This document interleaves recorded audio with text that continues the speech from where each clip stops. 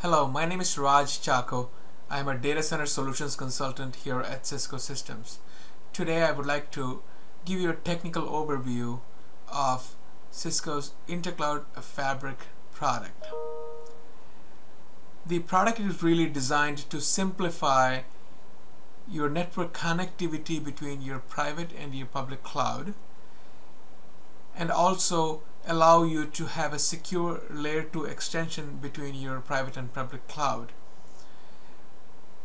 There are a handful of other problems that we wanted to solve with this solution, some of which is listed here. One of the things was we wanted to make sure that the solution should be very easy and simple to deploy. You do not have to log into a VPN concentrator. It should be something very simple both to deploy and to use. Second is, of course, we wanted to make sure that the connectivity that you have between your private and your public cloud is secure using some sort of a VPN. We use a DTLS VPN tunnel between private and public cloud.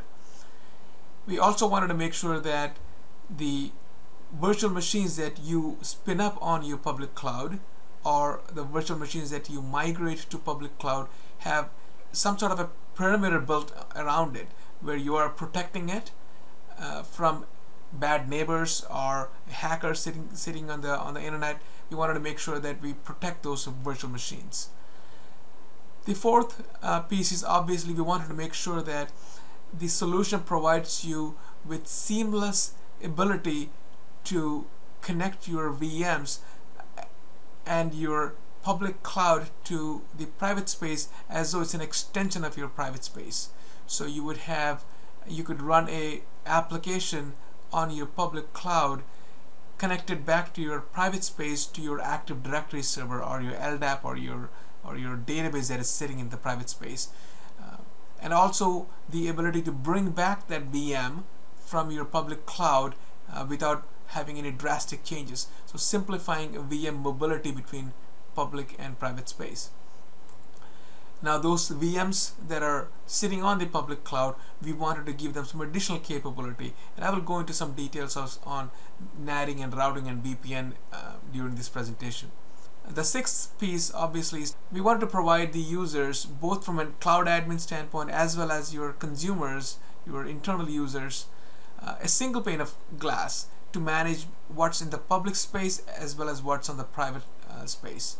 So as you guys know, every public cloud provider, Amazon, Azure, vCloud Air, SunGuard, or you name it, they all have their own interfaces where you would log in and stand up virtual machines. They also have different formats of virtual machines.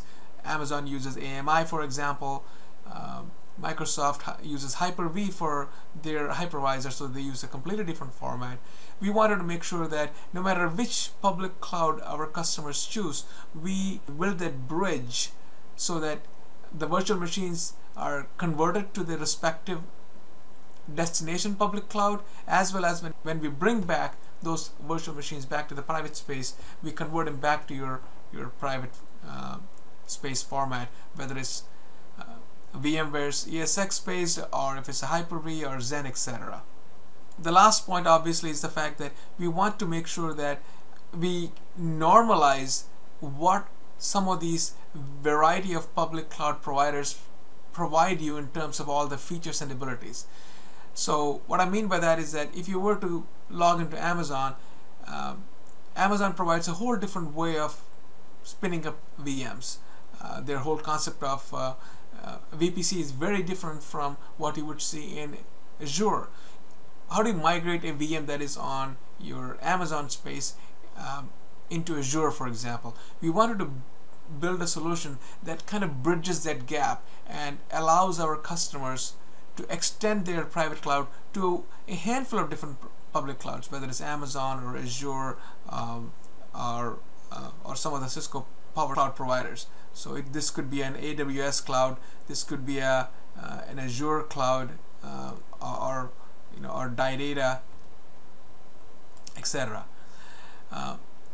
So first things first, what do we need to do to solve this? If you really look at this problem and say, you know what, I want to solve this using simple terms, what do we want to do? Of course, this has to be a software-based solution. So this is a 100% software-based solution. What we do is we spin up two virtual machines, one on the private side and one on the public side. And we use when we say the public side, obviously it has to be the format of Amazon or Azure or whatever the vendor is.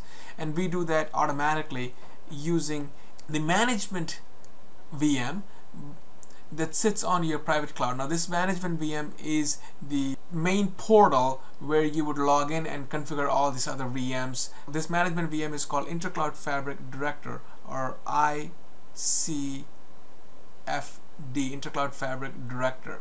The Intercloud Fabric Director allows you to build all the configuration, including these two VMs that provide you with this ability to bridge between your private and public cloud. The VM that we spin up on your private space is called Intercloud Extender, or ICX for short. The VM that sits on the public cloud, we are calling it an Intercloud Switch, or ICS. And then we obviously build a tunnel between them, a DTLS tunnel. This DTLS tunnel allows us to do a couple of things. One of the things we wanted to make sure that this is encrypted. So there are a variety of encryption mechanisms that you can use here, but fundamentally we use a DTLS tunnel to bridge between your public and private cloud. This DTLS tunnel allows you to do something traditional IPsec VPNs don't do, is the ability to really extend layer 2 VLANs to your public cloud. And so this Intercloud Fabric Director is the first piece that you would install. This is actually an OVA file. Now there are a couple of other components that come into play, but before I go into that, I would like to draw out a couple of things. This Intercloud Fabric Director is your admin portal. Your cloud admins would log in here, and your users will also log in here. It has a portal for both users as well as your cloud admins. This allows us to have a single pane of glass, as well as the ability for users to have a single viewpoint into both your private and your public cloud. From a private cloud standpoint, today we have VMware support, and I think 6 months down the road we will have Hyper-V and KVM. On your private cloud, the very simple requirement today is that as long as you have a vSphere environment, I'm able to provide this connectivity or extend my VMs from here to the public cloud. So here I have a VM, a green VM that has an IP address of 10.10.200.2, and I'm able to migrate this VM using Intercloud Fabric to my public cloud, and when it arrives here, it will actually have the same IP address. So we are able to solve this issue of how can I extend my layer 2 across a public cloud. This has inherent benefits, obviously, because when I keep the same IP address, I am able to develop applications without really having to worry about where they physically reside.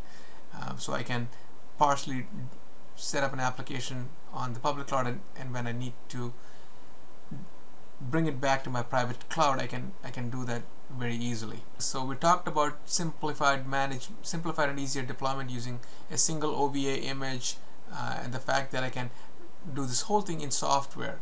Second piece was that the secure connectivity to the public cloud. So this is my secure connectivity, where I have a DTLS tunnel here allowing me for a secure connectivity into the public cloud. The third piece is obviously, how do I secure this VM? Now this is the VM that sits here on the public cloud. What do I need to do to make sure that we secure this VM? What we do is we actually create a security shell around this virtual machine. So everything that comes out of this virtual machine is encrypted. So every single VM in the public cloud is 100% encrypted. So we actually interface between the virtual machine and the connectivity to Amazon space. So here we insert ourselves we actually insert ourselves a driver in here, which allows us to make sure that all the communication that is happening from this virtual machine to let's say to another machine over here that is spun up on Amazon, that is sitting on these separate VLAN, or let's say even if it's in the same VLAN, I'm able to make sure that this driver that I'm talking about here that actually sits between all my VMs. So I'm actually encrypting this traffic. So this is an encryption mechanism. So this is completely encrypted, and this encryption actually extends all the way down to your ICS. So the way it really works is that all the communication that happens between the VM, every packet that we send out, we send it directly to the intercloud switch. It gets decrypted here, and then it will send it to the destination. It will look up and it will say, hey, do I need to send it to the same VLAN, or where is the destination? And it encrypts it again and puts it in the wire. So 100% security for all the VMs that are sitting on your public cloud. There are a couple of other things that we are able to do here. Let's say if you have extended two VLANs. Here in our case, I'm showing you two different VLANs, VLAN 200 and this is VLAN 100 here that I have extended. If you need to communicate between these two VLANs, traditional networking rules tell you that you have to actually go back to the default gateway, which actually resides here on the home network, where this traffic will have to come traverse to the public cloud and come to the default gateway and then go back. So what we have done really is that we have extended the idea of a remote default gateway or a remote router. So here we will spin up another machine. This VM is actually a router. So this router is CSR 1000V. Now it's a very robust router. This is an enterprise class router. It runs on the Cisco XR code. And this router, what it does is that it does a couple of different things.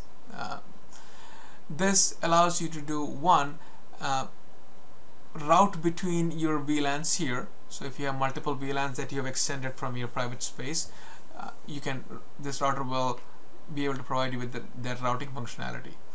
The second thing that this router will do is NAT. So this router will allow you to make sure that you can actually use Amazon's network to connect into these two VLANs that you have.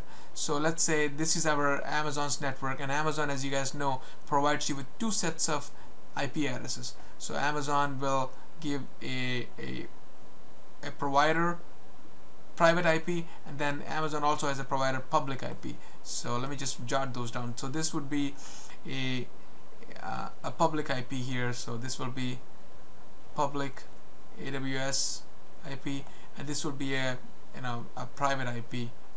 So something like this IP would be 172.16.x.x.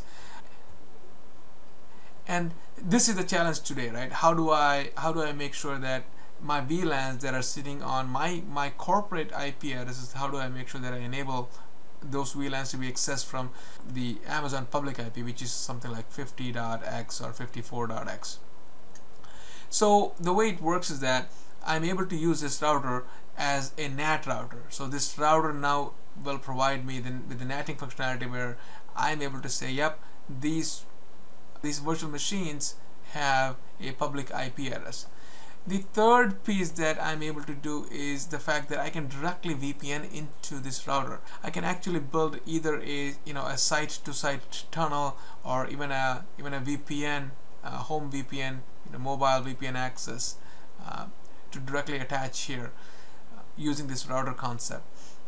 So those are a couple of things that this router provides you inherently, and this is included in the solution. I know CSR 1000V, if you were to install and buy it in itself, it's a very expensive solution, but Cisco Intercloud Fabric actually provides this with the solution.